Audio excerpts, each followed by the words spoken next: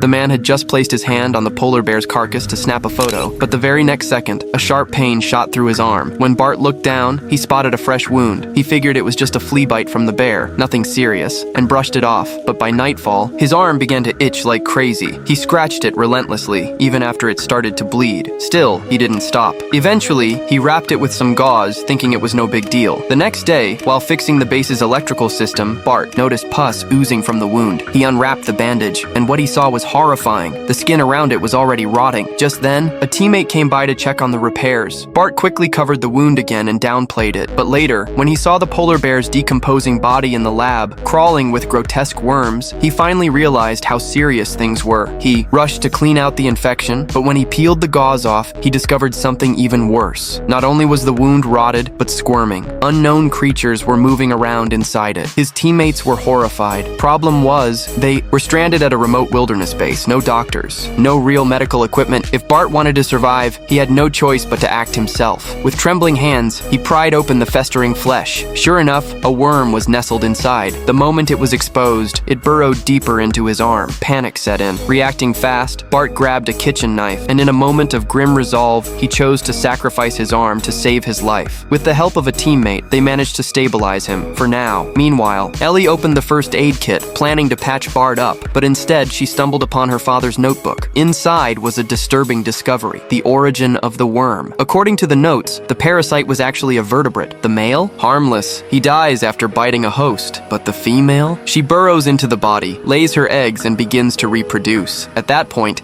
the situation had spiraled beyond anything these young researchers could have imagined. After some debate, they agreed they'd rest for the night and fly out the next day if they could make it that far.